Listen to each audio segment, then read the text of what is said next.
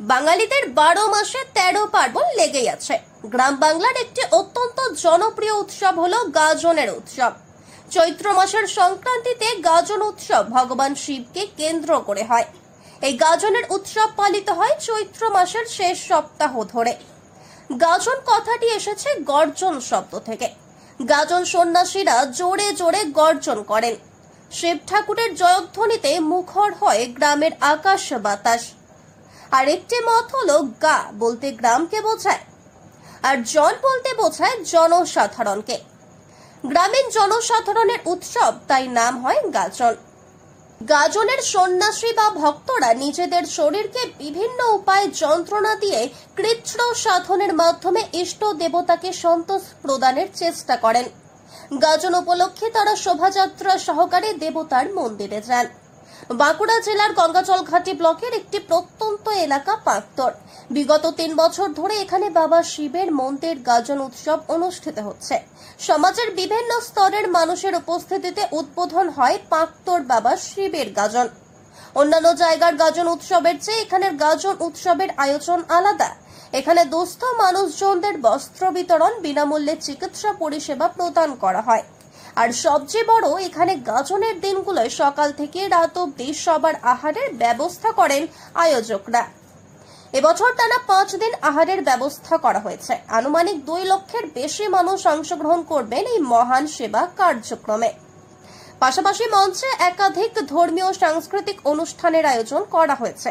অগণিত দর্শনার্থী ভিড় জমিয়েছেন এখানের গাজন উৎসবের স্রোতে। প্রত্যন্ত এলাকায় এত বড় মাপের গাজন উৎসব আয়োজনের জন্য প্রধান পৃষ্ঠপোষক সমাজসেবী শ্রীমন্ত পাতর এবং তার সহযোগীদের ধন্যবাদ জানিয়েছেন উৎসব প্রেমী মানুষজনেরা। তো এই যে মেলাটা, এই মেলাটার ইতিহাস যা তা হচ্ছে এই যে প্রায় 8 থেকে 10খানা গ্রামের মানুষ 5 দিন ধরে অরণ্যাঞ্চলে এবং একটা শুধু মানুষের সঙ্গে মানুষের মিলনবন্ধন, মানুষকে দেবতাদের প্রতি ভক্তি শ্রদ্ধা যা আস্তে আস্তে আমাদের এই মোবাইল সর্বস্ব যুগে কমে যাচ্ছিল, সেই জায়গাকে তুলে এনে আধ্যাত্মিক চেতনায় সমৃদ্ধ করা,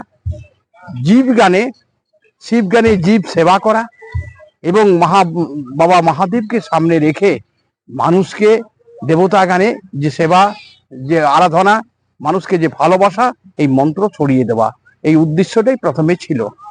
আজকে যত দিন যাচ্ছে তত দেখতে পাচ্ছি এর একটি মহা মিলন মেলার রূপ ধারণ করেছে।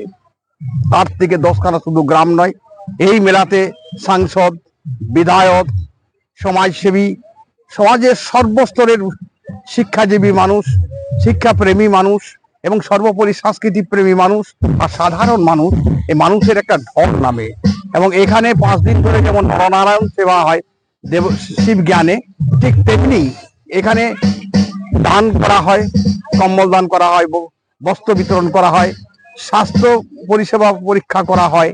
এবং শুধু তাই নয়, মানুষের যে একটা সাংস্কৃতিক চেতনা, সেই চেতনাটাকে তুলে আনার জন্যেই এখানে যেমন অঙ্কন প্রতিযোগিতা হয়, এখানে নৃত্য হয় এবং এই 5 দিন ধরে বাউল গান, কীর্তন গান, ভগবত পাঠ, অহরহ হরিনাম সংকীর্তন, অর্থাৎ কিনা এই অন্ধকারাচ্ছন্ন সময়ে দাঁড়িয়ে, এই মোবাইল সর্বস্ব সময়ে দাঁড়িয়ে পাশ্চাত্য শিক্ষার প্রতি আগ্রহিত হয়ে যখন মানুষ দলে দলে ওইদিকে এগিয়ে যাচ্ছে, সেই সময় মানুষকে তার নিজস্ব জায়গাতে